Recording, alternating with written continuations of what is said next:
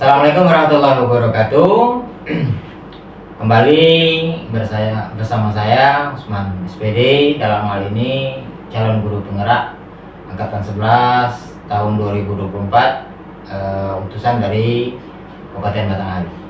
Telah bersama kita Ibu Kepala SMP Negeri 6 Batanghari, Ibu Tilawati SPD, bersama dalam hal ini didampingi oleh Ibu Waka Bidang Kurikulum SMP Negeri 6 Batanghari ya Bu ya.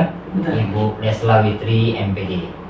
Dalam hal ini kita akan mencoba menggali beberapa hal yang terkait, yaitu tentang sistematika pengambilan keputusan yang selama ini berlangsung di SMP 6 Batanghari Bu ya. Yang dalam hal ini kita bertitik fokus yaitu tentang dilema etika dan atau bujukan moral. Baik, langsung saja Ibu Kapsek, Bu Waka, sela-sela kesibukannya Bu ya, yang sangat luar biasa. Pertama Bu, saya akan mencoba menggali tentang pelaksanaan pengambilan keputusan di SMP Negeri 6 Batanghari. Menurut Ibu, juga nanti Ibu Waka juga bisa menambah, bagaimana dalam pengambilan keputusan di SMP 6 Batanghari ini, yaitu yang pertama mengidentifikasi kasus-kasus yang merupakan yang berkaitan dengan dilema etika atau bujukan moral. Kira-kira bagaimana menurut pendapat Ibu untuk mengidentifikasi kasus-kasus yang terjadi di sekolah ini? Saya dulu. Siap. Terima kasih. Untuk mengidentifikasi kasus-kasus yang terjadi di SMP Negeri 6 Batanghari, berfokus kepada siswa terlebih dahulu ya Pak Usman. Siap, ya. Ya, mungkin pertama saya selaku kepala sekolah SMP Negeri 6 Batanghari terlebih dahulu tentunya mendapatkan informasi atau data dari guru BK. Karena di sini guru BK berperan aktif untuk merangkum segala jenis kasus apa saja yang terjadi, baik itu kepada siswa kita ataupun mungkin siswa kita yang berada di luar jam sekolahnya. Nah, dari sana ketika permasalahan ini muncul dari anak didik kami, tentunya ada prosedurnya. Mungkin dari tingkat yang terbawah dulu. Pertama, anak-anak kita memiliki orang tua asuh di sekolah ini, yaitu wali kelas. Maka dari itu tentunya wali kelas yang berperan untuk mendampingi anak-anak ini. Nah, ketika wali kelas mungkin dalam hal ini tidak mampu lagi, dalam arti kata sudah menyerah untuk memberikan pembinaan, jadi secara langsung wali kelas pergi ke guru BK-nya atau meminta bantuan dari guru BK untuk memberikan bimbingan yang lebih spesifik lagi kepada anak didik kita. Oke. Saya bisa jadi dulu. Itu identifikasinya berarti bisa melalui wali kelas, lanjutkan dengan guru-guru BK. Istilahnya apapun yang terjadi dengan kasus anak-anak kita, itu kita tidak berikan, kita tidak langsung memberikan punishment Bu ya. Bu Waka, ada tambahan Bu? Silakan. Sama, mungkin ada tambahannya. Selain kita nanti mendapat permasalahan dari siswa, kita tidak bisa langsung melakukan penanganan. Seperti tadi disampaikan oleh Ibu Kepala Sekolah, kita harus terlebih dahulu mempelajari apa sebab, apa akibat, dan latar belakang dari semua itu. Jadi kita harus membandingkan semuanya itu. Jadi setelah kita mempelajari dari semua masalah, baru nanti kita akan mencari solusi. Dari persoalan yang terjadi Bu ya. Istilahnya itu bahasa kita nggak ujuk-ujuk Bu ya. Nggak ujuk-ujuk langsung ada yang salah, nggak langsung diberi sanksi. Kita harus dalam proses. Artinya identifikasi kasus-kasus yang ada di sekolah ini artinya sudah jalan selama ini ya. Proses dari bawah sampai nanti tentunya di meja pimpinan ya. Oke. Yang berikutnya kami coba ingin mengetahui Bu, selama menjalankan pengambilan keputusan yang ada di sekolah ini, terutama untuk kasus-kasus mungkin, terutama di mana dua kepentingan yang sama-sama benar menurut kita, atau sama-sama mengandung nilai-nilai kebajikan. Nah, yang pertanyaan kami adalah bagaimana proses pengambilan keputusan antara dua hal ini? Tentu ini sangat dilema sekali, sangat berat sekali seperti yang Ibu Kepsek sampaikan tadi. Coba ceritakan. Mungkin ada sedikit saya contohkan atau saya sampaikan di sini dalam hal ini. Mungkin beberapa tahun yang lalu, 1 tahun yang lalu, ini ada kejadian di sekolah kita bahwa dilema etika ini kita mengambil suatu kebijakan di mana menjadi dilema bagi kita. Deskripsinya saya sampaikan bahwasanya ada salah satu siswa kita dari wali kelas sudah memproses sampai ke BK, juga sudah memproses berkali-kali, akhirnya BK menyerah. Kemudian disampaikanlah dokumen-dokumen apa yang terjadi, data-data yang terjadi. Oh, anak ini sangat bermasalah, sangat mengganggu teman-teman yang lain. Nah, maka dari itu saya selaku kepala sekolah tentu saja pertama ada kebijakan yang saya harus sampaikan. Tidak serta-merta atau tidak ujuk-ujuk saya menyampaikan bahwa anak ini dikembalikan ke orang tua, tidak. Jadi dalam hal ini saya mengundang kembali orang tuanya, face to face antara saya dan orang tua serta anaknya. Nah, setelah saya berkomunikasi bersama orang tua, dalam hal ini orang tua menyerahkan sepenuhnya kepada saya. Tetapi apapun yang disampaikan orang tua itu tidak selamanya selalu itu yang menjadi pikiran orang tua. Tentu dia berharap anaknya tetap bertahan di sekolah kita. Dengan catatan tentunya saya selaku kepala sekolah langsung memberikan sebuah surat. Surat ini ditandatangani oleh orang tua siswa kita bermaterai. Nah, maka dari itu komunikasi atau kerjasama yang terjalin antara saya pihak sekolah dengan orang tua selalu terjalin.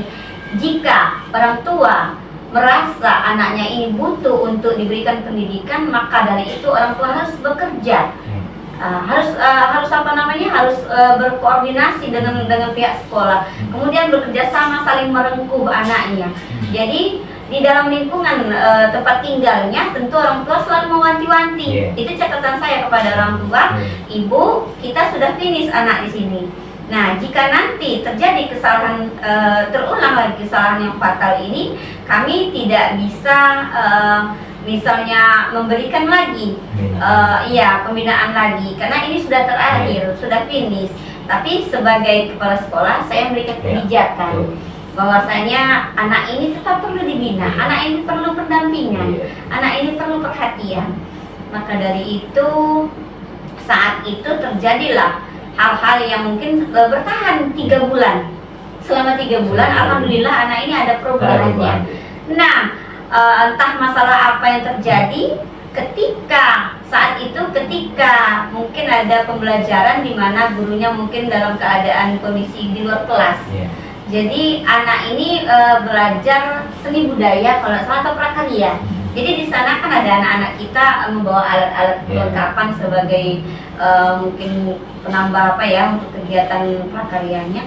Jadi dengan mungkin bercandaan atau apa gitu. Jadi anak ini mengejar temannya. Jadi memakai senjata tajam itu tadi, gunting. Jadi heboh. SMP 6 ini heboh Pak Usman.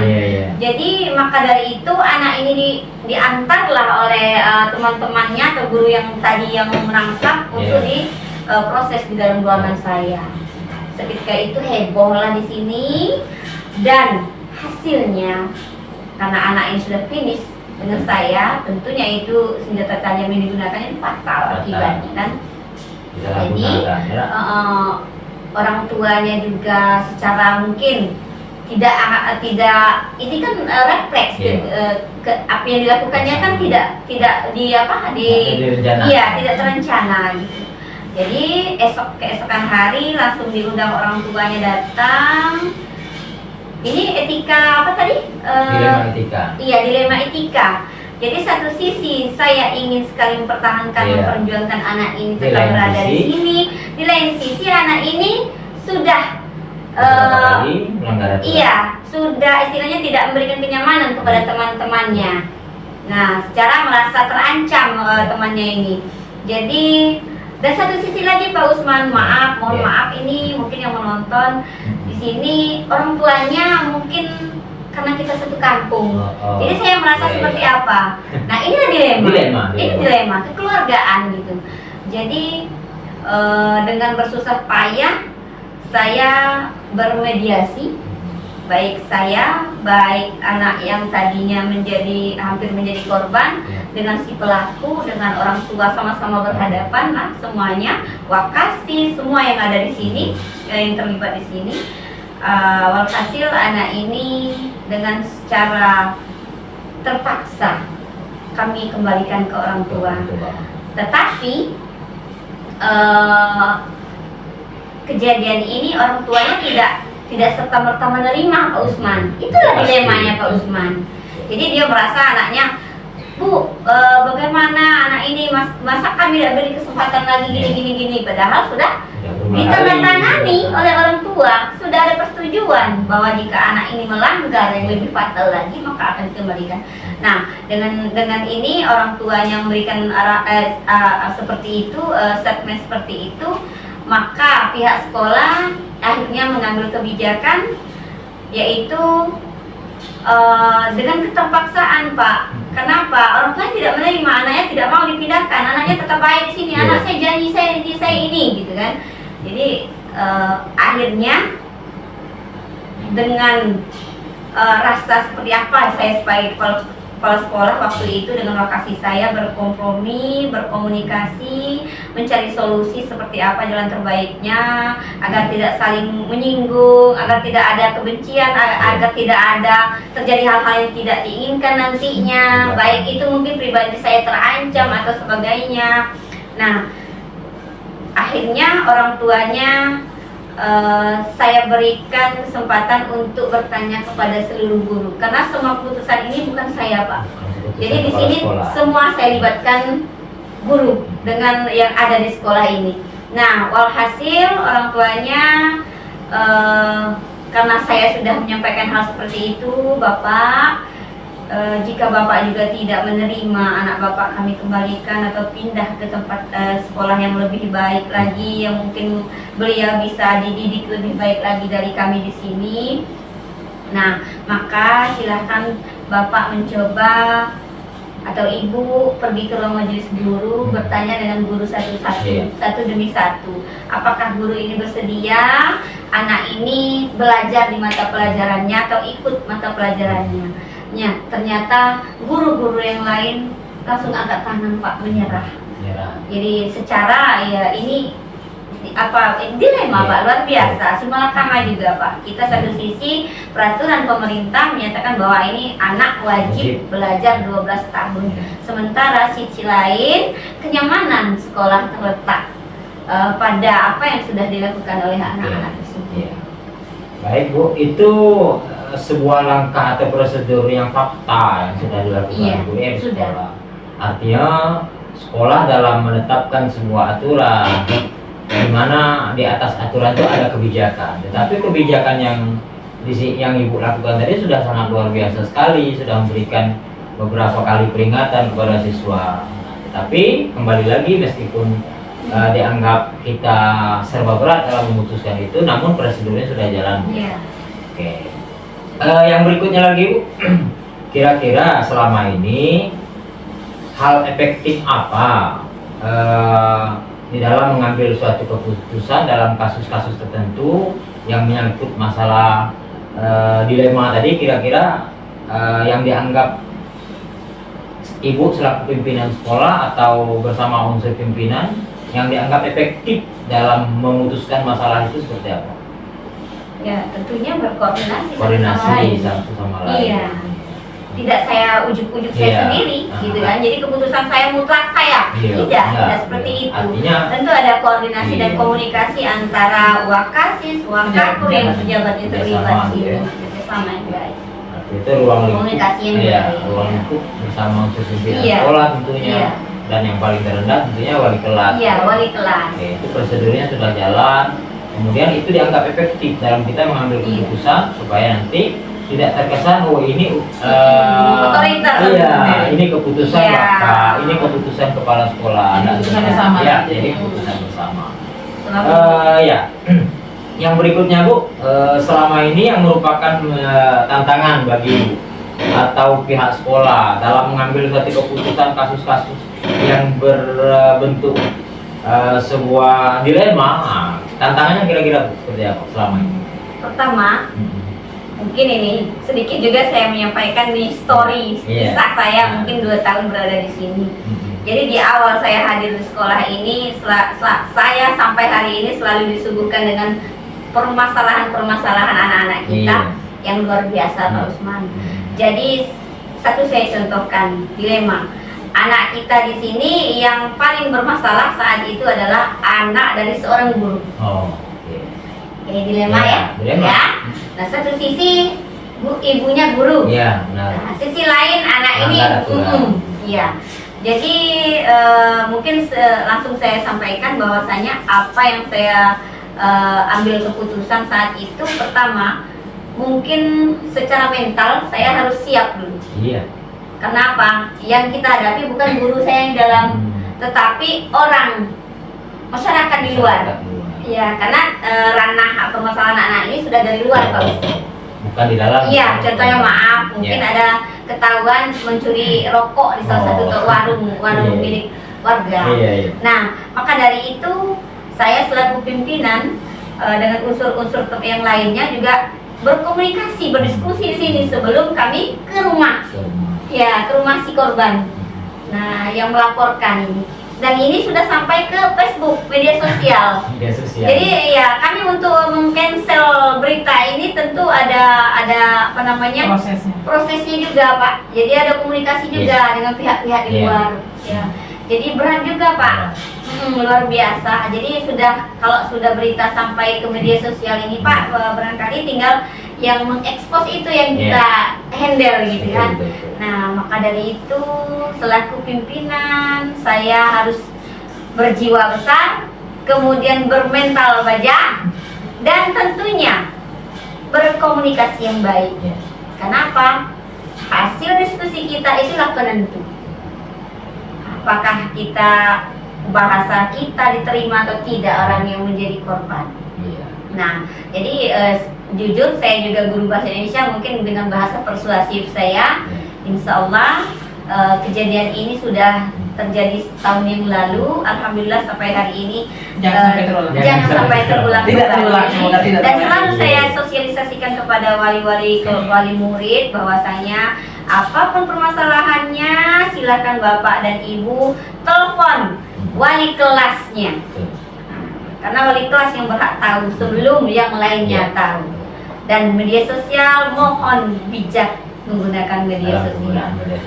Dan penggunaan jempol. Penggunaan jempol, Jempol, Pak. Karena media sosial juga awalnya dari jempol.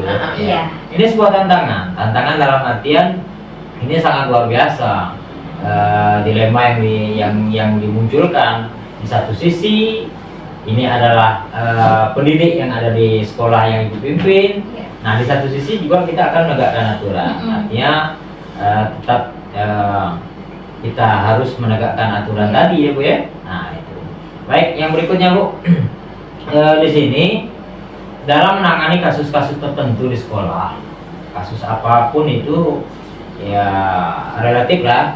Mana kasus yang sampai pada ranahnya meja kepala sekolah dengan Bu Waka, atau cukup selesai dengan di guru BK atau wali kelas. Nah, sekarang yang ingin kami tahu adalah apakah selama ini langsung penyelesaian di tempat ketika permasalahan itu terjadi langsung selesai hari itu, atau memang ada penjadwalan khusus dalam penyelesaian satu masalah tadi? Tergantung. Iya. Tergantung konfliknya. Oh gitu, tergantung konfliknya. Jika mungkin ada yang heterogen ya, ada yang rendah, tingkatnya sedang, tergantung urgennya seperti apa. Jadi jika memang mungkin itu urgen, ya mungkin langsung ke kepala sekolah. Ya, ada tingkatannya. Ada mungkin udah selesai lah dengan wali kelas. Biasanya seperti itu, wali kelas itu pengambil kebijakan juga ketika kejadian ini terjadi di dalam kelas. Tentunya pengelolaan kelasnya yang harus, tentunya yang menjadi manajerial adalah wali kelasnya atau guru yang bersangkutan yang pada saat itu terjadi permasalahan pada saat jam mengajar. Ya, tinggal kita kesepakatan dengan siswa kita. Iya. Ini mau ibu angkat ke atas atau cukup kita sampai di sini? Iya. Bagaimana teknisnya? Ya ibu gurunya Iya. yang punya solusi gitu. Bagaimana cara dia menyikapi, bagaimana cara dengan sigapnya bu gurunya memberikan arahan mungkin sesuatu yang menjadi baik bagi anaknya. Ya. Artinya penyelesaian di tempat ataukah terjadwal itu tergantung urgensinya. Bu Waka kurikulum. Bu Waka kurikulum ini kita gambarkan saja. Mudah-mudahan tidak terjadi di sini, Bu ya. Dalam penyelesaian kasus atau persoalan dilema etika, di mana guru, salah satu guru atau beberapa orang guru, contoh di sekolah kita ini, dia mengatakan bahwa saya tidak mau ngajar di kelas 7, saya maunya di kelas 8 saja. Tentu ini berbenturan langsung nih dengan Ibu Waka kurikulum, dan nanti Ibu Waka kurikulum nanti juga koordinasi dengan kepala sekolah. Kira-kira kalau terjadi dikasih yang seperti ini, ataukah pernah terjadi, kira-kira langkah yang Ibu Waka kurikulum ambil apa? Bisa kasus nih kayak. Bisa jadi Bu, bisa jadi. Bisa jadi. Begini Pak, Ya. sebelum masuk ke situ, kita Ya. kan dalam penentuan guru mana, mengajar di kelas mana, itu kan semua tidak seperti tadi ujuk-ujuk. Nah, semua pasti ada proses, semua sudah ada pertimbangan. Jadi kita sudah harus mempertimbangkan guru ini dengan siswa, yang keadaan siswa sekarang, bagaimana interaksinya, bagaimana hubungannya nanti. Jadi kita akan membaca di situ. Jadi kalau kita melihat siswa ini dengan guru ini bisa untuk berinteraksi bagus, maka beliau akan kita pasangkan di kelas itu. Jadi kenapa? Sebab kita ini kan di sekolah ini tujuan utama adalah menciptakan suasana nyaman.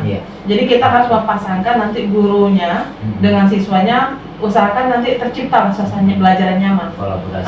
Kolaborasi dengan anak. Jadi kalau nanti ada guru yang menolak mengajar di satu kelas, mungkin saya tidak bisa langsung menjawab. Jadi kita harus mempelajari dulu, menelaah. Kenapa guru ini berkeberatan untuk mengajari kelas tersebut? Nah, nanti kita akan mencari penyebabnya. Kalau alasannya mungkin masih bisa kita banding-bandingkan lagi.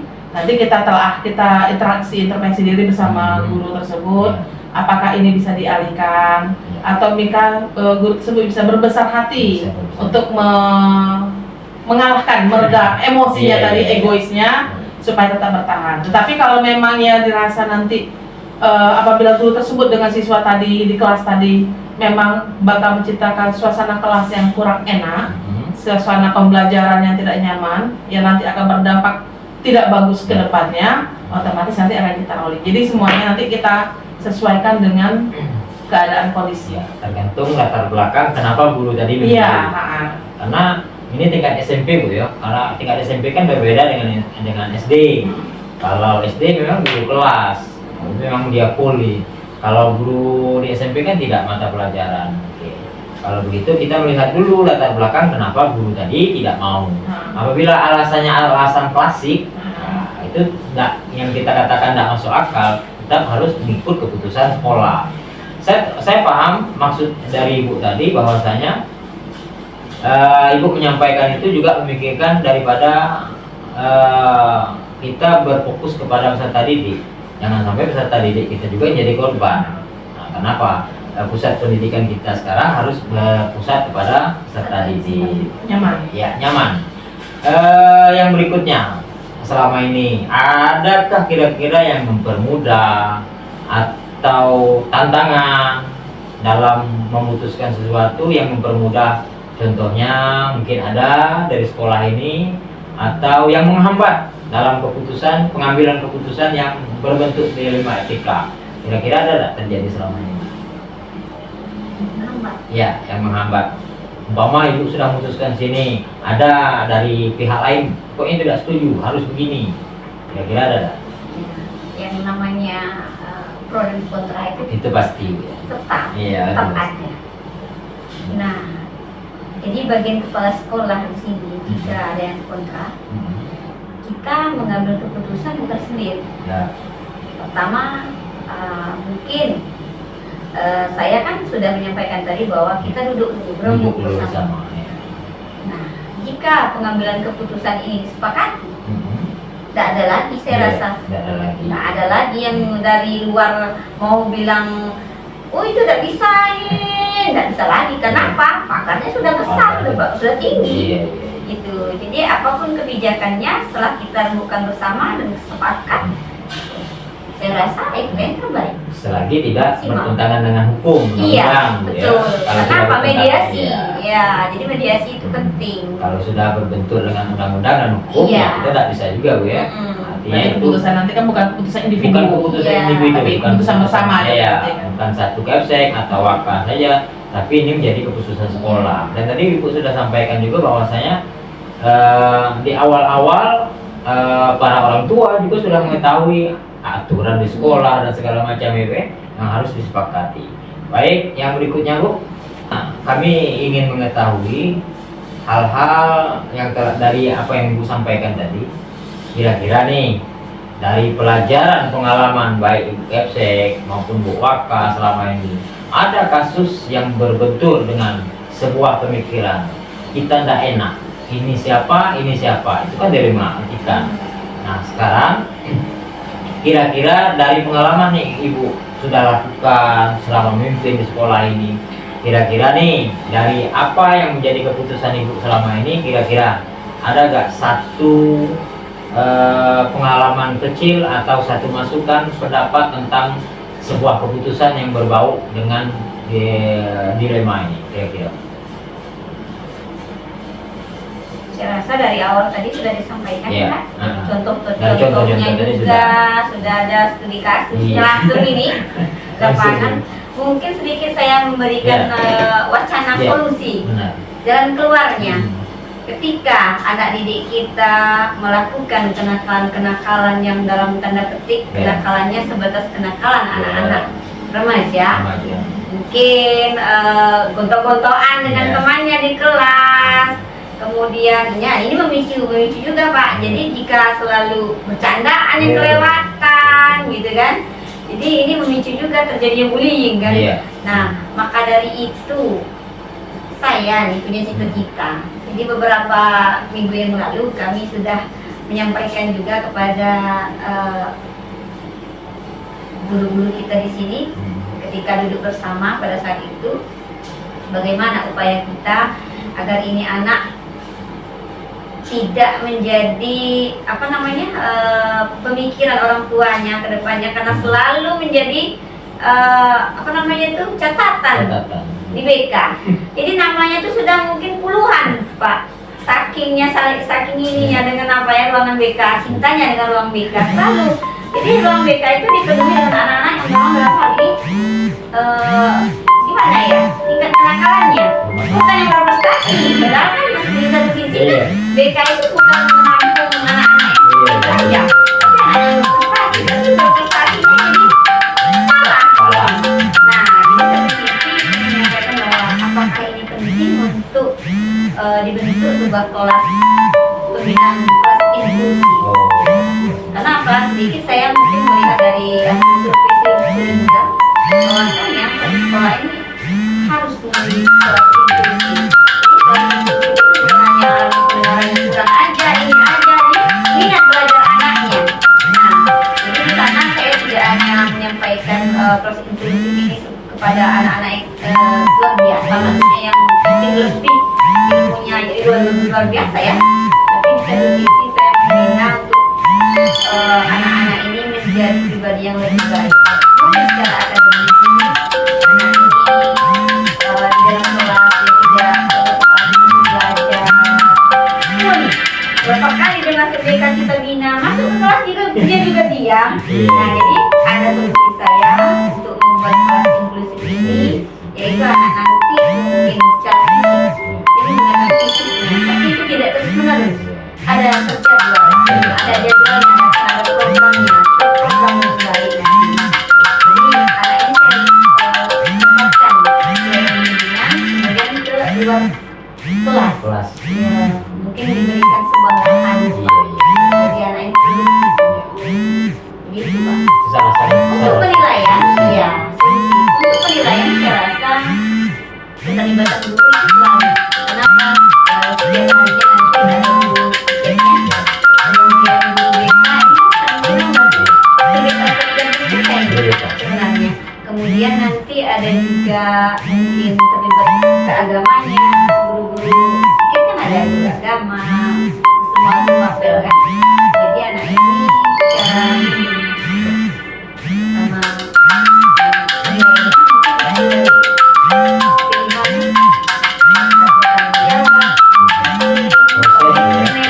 iya bukan ke apanya.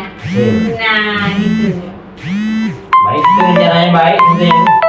Bagaimana kita menanggulangi siswa-siswa kita yang tanda kutip mungkin bermasalah di bidang pembelajaran, belum tentu yang lain Bu ya, belum tentu yang lain gitu ya.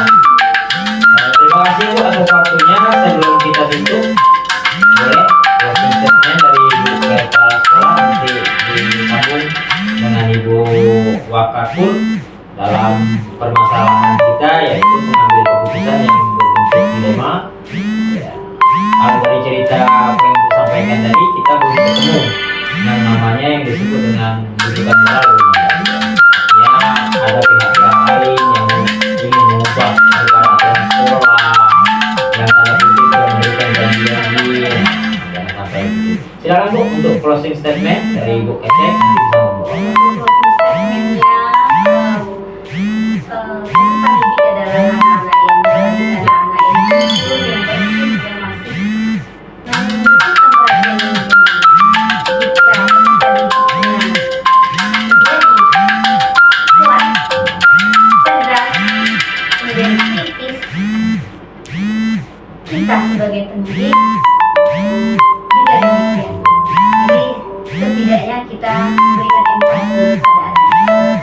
Bahwasanya kita dulu pernah seperti mereka. Jadi kembali ke tingkat yang berantara bahwasanya zamannya sekarang berbeda dengan kita dulu.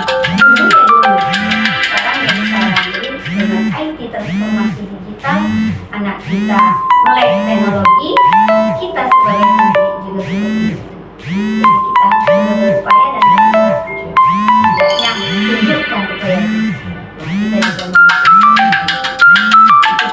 Terima kasih. Lanjut Bu. Wadah sekolah ini bukanlah hanya wadah untuk mentransfer ilmu, tapi sekolah ini adalah wadah untuk menciptakan generasi yang memiliki akhlak dan karakter serta intelijen diri. Jadi kita yang utama di sini pembentukan akhlak. Jadi kalau orang pintar itu banyak, tapi orang yang memiliki ilmu, yang memiliki akhlak itu yang perlu dibentuk. Mungkin itu Pak, Ya. akhlak lebih utama daripada Ya. Ilmu. ilmu. Ya. Ilmu Di atas nomor ya. 2, akhlak nomor 1. Oke, terima kasih kepada Ibu Kepala Sekolah, Bu Tilawati SPD, Ibu Waka Kurikulum SMP Negeri Habatanghari, Bu Desla Witri MPD yang bersama dengan saya hari ini.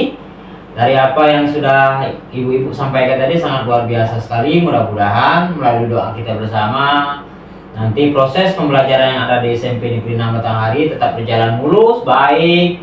Nah, tentunya ketika ada kasus-kasus yang berkaitan dengan dilema etika bisa kita atasi dengan baik, dan tentu keputusan itu berpihak kepada murid. Ya Bu ya, sepakat ya. Sekali lagi terima kasih atas waktunya Bu. Mohon Sama-sama, maaf Usman. atas segala kekurangannya, mudah-mudahan Sama-sama. ganggu waktu. Ya. Demikian yang bisa kami laksanakan pada hari ini. Sekali lagi mohon maaf dan kami tutup bila taufiq wal hidayah. Assalamualaikum warahmatullahi wabarakatuh.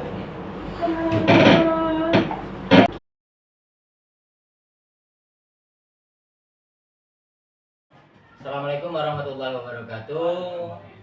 Saya Usman SPD dalam hal ini bersama dengan Kepala MAN 2 Batanghari Pak ya, Pak Hairul Fahmi MPDI Pak ya. Nah baik, dalam hal ini saya akan mencoba menggali beberapa hal yang ada di MAN ini dalam rangka yaitu bagaimana cara kepala sekolah dalam memutuskan beberapa persoalan yang ada di sekolah ini, di mana kita ketahui bahwa dalam memutuskan suatu persoalan, dalam mengambil suatu kebijakan, tentunya beberapa hal yang perlu ditetapkan. Udah, karena itu mari sama-sama kita ikuti proses wawancara berikut ini.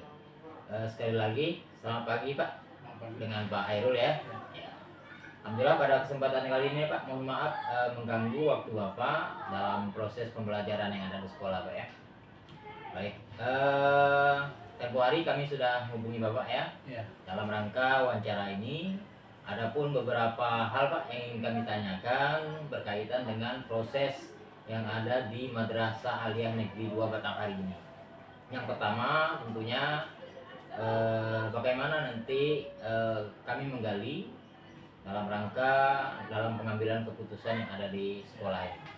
Baik, yang pertama Pak, tentunya di sekolah ini mudah-mudahan tidak ada Pak ya, tapi rasanya juga mustahil kalau tidak ada persoalan-persoalan yang ada di sekolah ini. Nah, pertanyaan pertama Pak, selama ini bagaimana Bapak dalam mengidentifikasi kasus-kasus yang merupakan dilema etika? Artinya dilema etika ini kita dalam memutuskan sesuatu banyak pertimbangan Pak.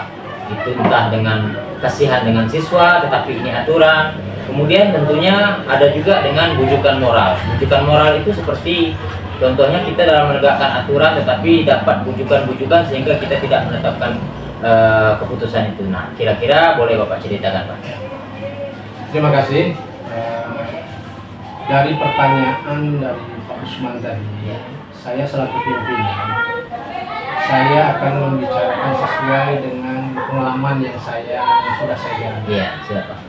Pertama sekali, ketika diangkat menjadi seorang pimpinan Iya. di sekolah atau di madrasah, maka pertama sekali yang saya buat itu adalah sebuah regulasi Pak ya. atau tata tertib yang tata tertib itu adalah dijalankan oleh seluruh Iya.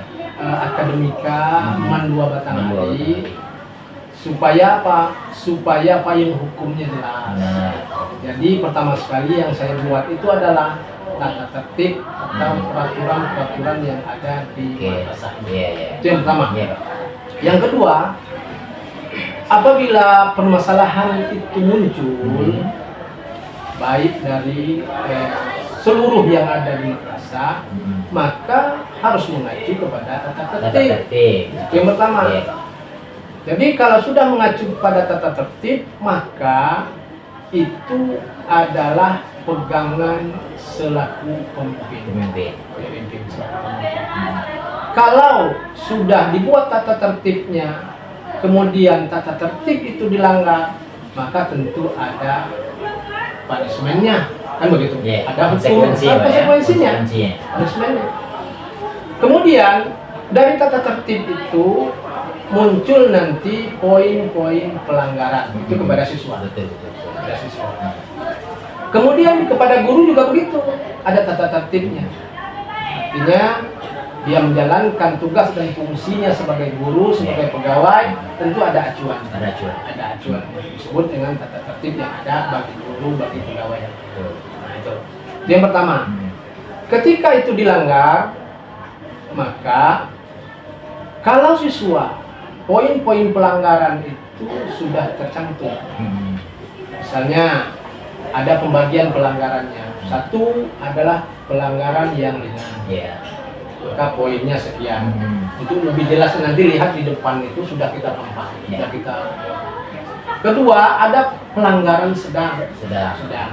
dan yang ketiga ada pelanggaran yang berat. Iya, betul. Dari 3 kategori itu nanti akan tahu berapa pelanggaran, poin pelanggaran yang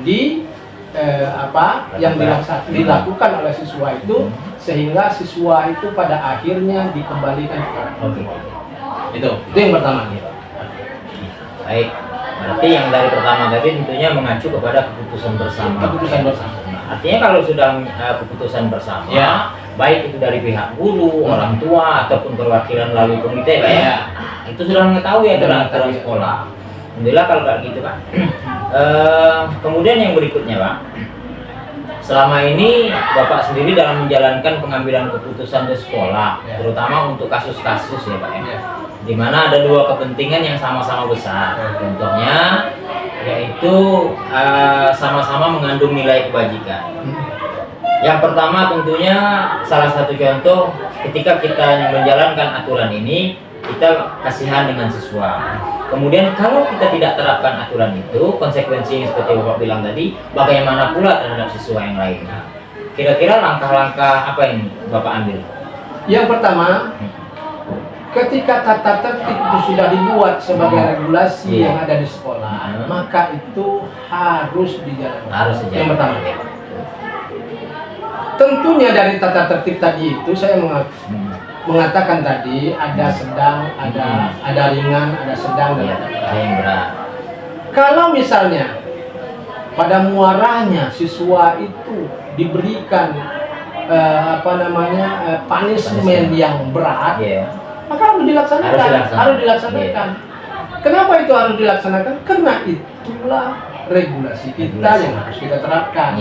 Tentunya sebelum mengambil keputusan itu, kita panggil dulu orang-orang yang berkepentingan di sana. Seperti apa? Seperti yang pertama wakil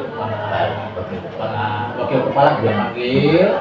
Kemudian orang tua kita panggil, wali kelas kita panggil. Tentunya kita lihat adakah ini progres bimbingannya, pembinaannya. Sudahkah ini berjalan pembinaannya? Kalau sudah dijalankan, tidak ada perubahan, kemudian mencapai kepada tingkat yang berat, ya mau tidak mau harus kita. Tentunya dengan data dan fakta. Dengan data dan fakta.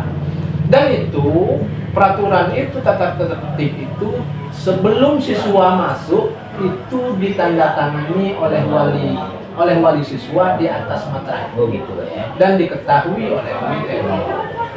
Berarti sebelum mereka masuk ke sekolah sudah tahu. Contoh ringan nih.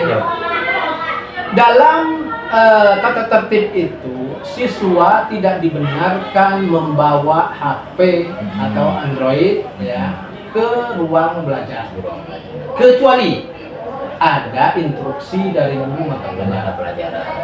Misalnya kebutuhan mengakses informasi, proses pembelajaran dalam pembelajaran.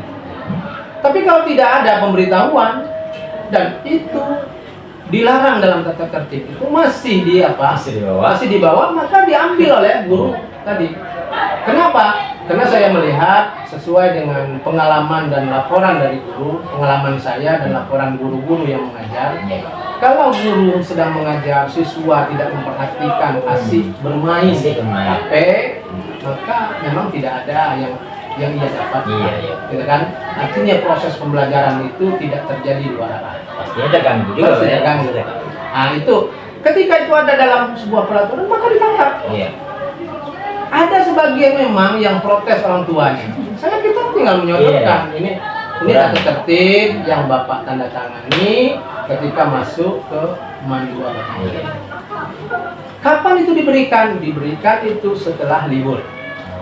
Setelah proses evaluasi ujian itu sudah berakhir, maka diberikan lagi. Kemudian dikembalikan, kemudian nanti setelah masuk lagi itu berlaku lagi. Gitu.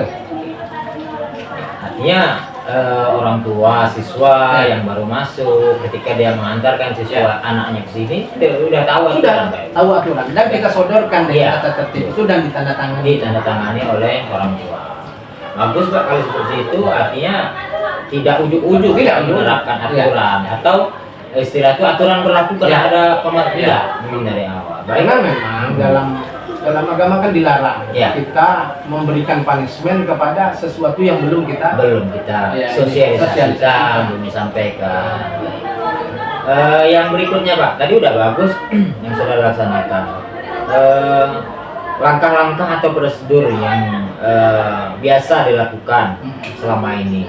Tadi Bapak sudah mengatakan bahwa ketika siswa itu sudah dibina, namun tidak bisa dibina lebih lagi dengan fakta dan segala macam, pasti ada konsekuensi lain Pak ya. Nah artinya sekolah dalam hal ini, kepala sekolah dan rekan-rekan guru, dan menjadi keputusan sekolah dalam memutuskan sesuatu melalui prosedur ya tidak muncul.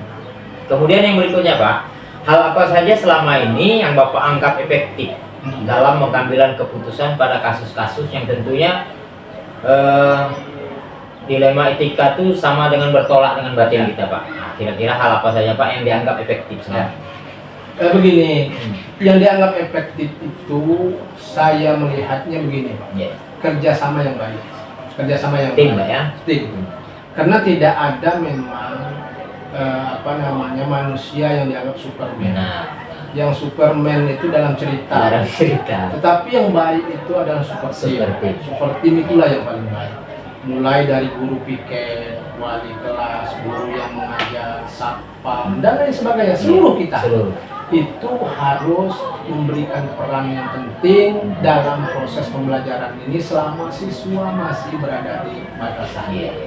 Kerja tim itulah yang membuat kita yang lebih efektif untuk mengambil keputusan nanti yang pada akhirnya keputusan itu adalah keputusan bersama yang tidak lari dari kata tertentu.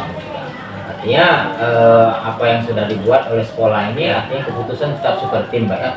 Bukan Superman. Atau nanti ada keputusan, itu keputusan kalau sekarang ada, ya. Itu melalui Iya. melalui permen-permen yang sudah Iya. kita tetapkan. Oke, yang berikutnya, Pak. Kira-kira selama ini yang merupakan tantangan Bapak dalam mengambil keputusan, ini pasti ada nih. Ini keputusan ini mau ditetapkan atau enggak, ya? Ini berat nih bagi kita untuk menetapkannya. Jadi apa saja tantangan Bapak selama ini atau tantangan sekolah dalam mengambil keputusan akan kasus-kasus tertentu? Ya. Tantangannya adalah yang pertama memang selaku pimpinan itu jangan takut kita dengan sebuah ambil keputusan. Iya, harus berani. Harus ya. berani. Tetapi keputusan itu telah melalui proses-proses. Itu yang pertama. Apa yang menjadi dilema itu? Ya terkadang memang ada sebuah dilema yang kita buat, yang kita terjadi pada diri kita itu di antaranya kita harus sanggup tidak populer. Oh, siap. Ya, Iya, harus iya. sanggup tidak populer. Tapi demi menegakkan sebuah kata tertib telah kita buat Iya, bersama, iya. ya kan? Itu dilemanya. Iya. Kalau kita sanggup tidak populer dengan menegakkan sebuah itu insya Allah. Iya. Insya Allah. Itu yang pertama. Iya. Yang kedua, dari seluruh yang ada itu tidak mengkambing hitamkan seseorang. Oh, itu Harus itu. Kenapa?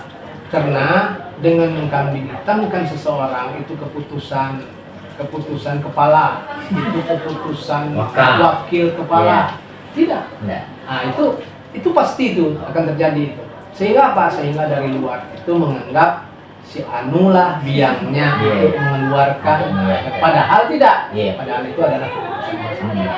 Sekali lagi, kalau mau mengambil keputusan itu menegakkan sebuah tata tertib itu memang harus siap tidak populer. Siap tidak populer. Saya sepakat, Pak. Artinya kalau kita takut kalau kita ngambil keputusan ini, Pak Kepsek ini bisa jadi ini rotasi atau mutasi atau seperti apa, Pak, ya. Tapi benar apa yang Pak sampaikan tadi, artinya tetap kepada keputusan bersama, bukan keputusan individu, gitu, Pak, ya.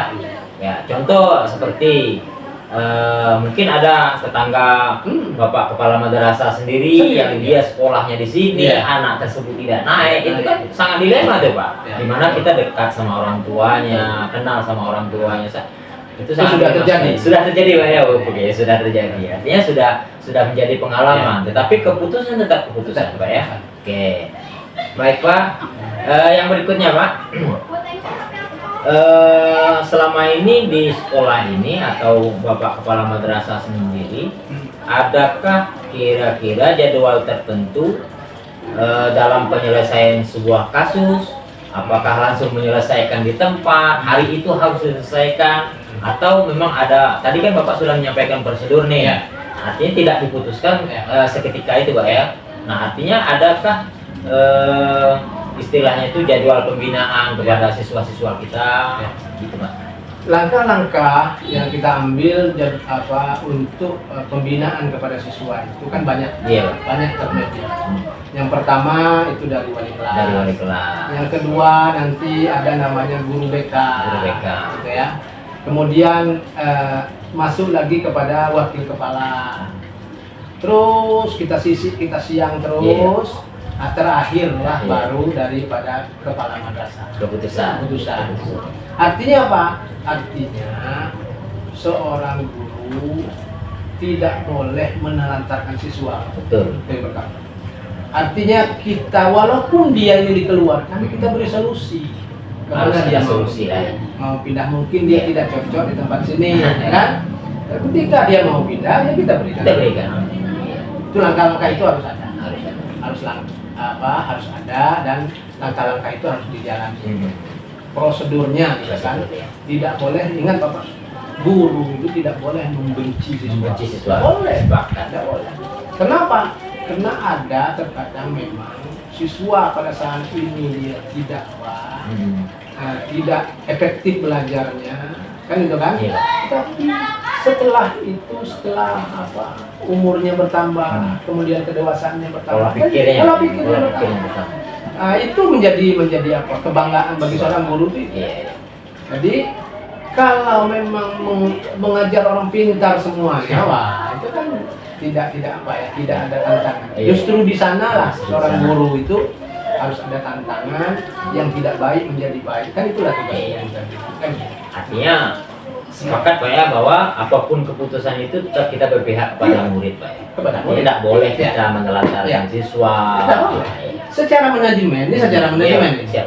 Secara ilmu pendidikan, secara ilmu memang derajat guru itu tinggi daripada siswa. Tetapi secara manajemen, keberadaan siswa itu sama pentingnya dengan keberadaan guru. Kenapa? Kalau tidak ada siswa, siapa yang menyebut dia guru? Kan begitu. Ini secara manajemen. Tetapi secara ilmu agama, memang guru itu tinggi derajatnya daripada siswa. Kan begitu kan? Tapi secara manajemen, keberadaan siswa sama pentingnya dengan keberadaan guru.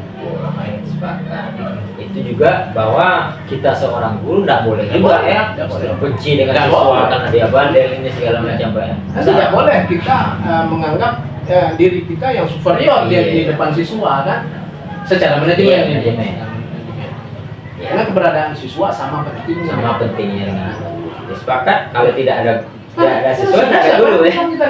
Dan tidak ada juga kepala madrasah. Benar. Oke.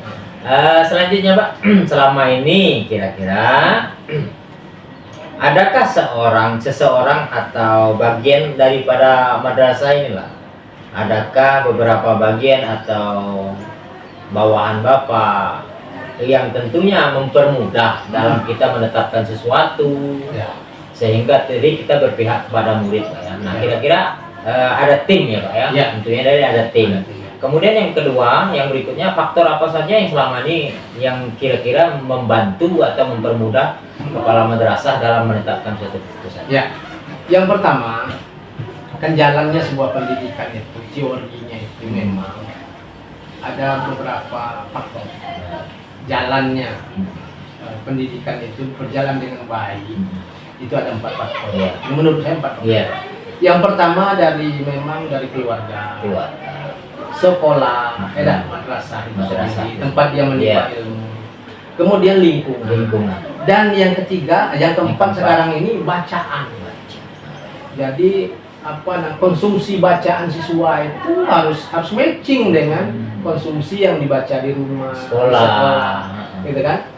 Tapi kalau 4 ini tidak itu permasalahannya besar, akan bermasalah.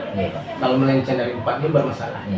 Maka keputusan yang kita ambil itu akan mudah kalau yang 4 ini matching orang tuanya paham, kan? Contoh, di Men 2 Batanghari ini setiap hari itu sholat zuhur berjamaah. Sholat zuhur berjamaah. Kemudian Jumat yasinan, kan? Pagi Jumat itu yasinan bersama. Dan siswa-siswa yang sudah terbiasa sholat di rumah itu tidak sulit Sudah kelihatan. Tidak sulit.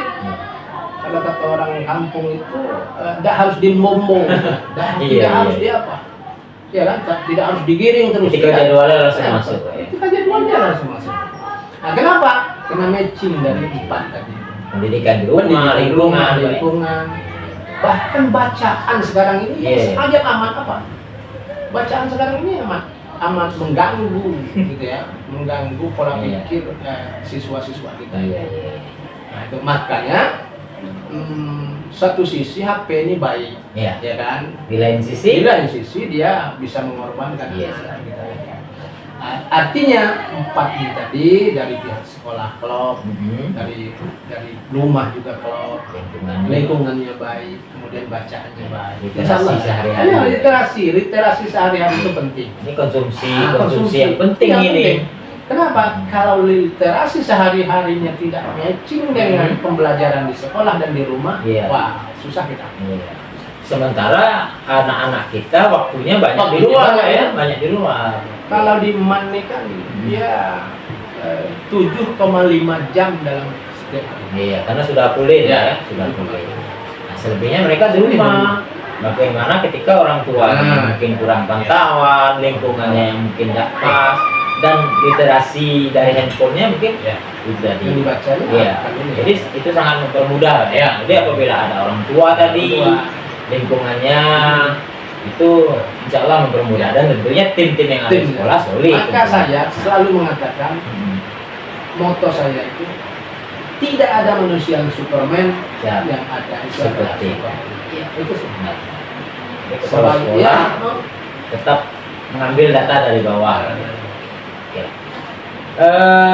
Terakhir Pak, dari semua apa yang Bapak sampaikan tadi, pembelajaran apa kira-kira yang dapat Bapak petik dari pengalaman tentang mengambil keputusan? Ya. Ya, Yang pertama, ya Pak. kita tidak boleh menjas Jas. menjas anak itu begini, gitu kan, anak itu begini-begini. Kenapa? Karena manusia itu akan berkembang sesuai dengan perkembangan pemikiran. Iya. Boleh jadi suatu saat kelak dialah yang menarik kita keputusan. Siap. Jadi, tidak boleh kita menjas. Hari ini dia tidak baik, besok mungkin dia bisa baik, gitu kan? Jadi itulah semangat guru itu, kita harus memang mendidik anak ini sesuai dengan sesuai dengan pola pikir perkembangan. Karena saya melihat ada anak itu tidak mau dimarah, Iya. ada, tapi diajak Baik-baik, ngobrol baik, nangis dia. Iya. Nah itu ya, ada anak itu memang perlu dimarahi, Terasi, gitu ya. Nah tapi dari sisi itulah ilmu pedagogik yang harus dimiliki oleh seorang guru. Ya. Karena saya berpengalaman, ada anak itu setiap hari tidur dia. Iya. Iya. Jam 9 saya masuk dia tidur. Setiap hari itu saya tanyakan kenapa nak sampai macam ini. Ternyata dia apa? Ternyata dia muat buah sawit.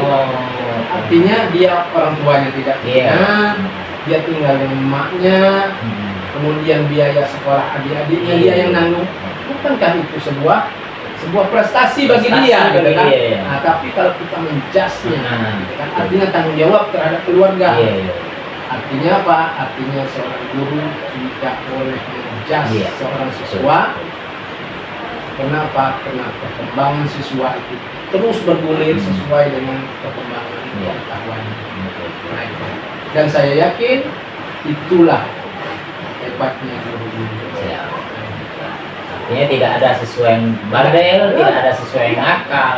Intinya background dari rumah tangganya kadang-kadang kita guru mau tak mau harus tahu Pak ya. Jadi seperti yang Bapak contohkan tadi, wah anak ini tidur terus. Setelah kita gali, ternyata ada sesuatu kebaikan yang dilakukan. Begitu juga mungkin kalau siswa ini yang tadi Bapak sampaikan, ada siswa yang karakternya, ada yang bisa dikerasi, ada yang lembut. Keras dalam tanda kutip bukan berarti kita dengan pukulan, tetapi dengan omongan Pak ya. Ya. Baik, kalau begitu Pak, dari apa yang sudah kita bahas tadi, tentunya saya berpikir bahwasanya di Madrasah Aliyah Negeri 2 Batanghari ini sistem pengambilan keputusan tetap berpedoman kepada satu aturan sekolah. Yang kedua kerja tim Pak ya, kerja tim mulai tidak hanya keputusan kepala sekolah. Dan kalau saya kaji juga dari apa yang Bapak sampaikan tadi, ada keputusan yang bertolak belakang dengan batin, tapi mau tak mau harus kita putuskan. Tetapi keputusan itu tetap berpihak kepada murid Pak ya. Oke. Terima kasih Pak Ya. atas pencerahan dari apa yang Bapak sampaikan. Mudah-mudahan Man 2 Batang hari ini selalu sukses, sukses pemimpinnya, sukses pelaksanaan proses pembelajarannya, dan sukses untuk semua seluruh siswanya. Oke Pak, terakhir sebelum kita tutup mungkin ada closing statement dari Bapak tentang pelaksanaan kegiatan pembelajaran kita ini. Silakan disampaikan Pak.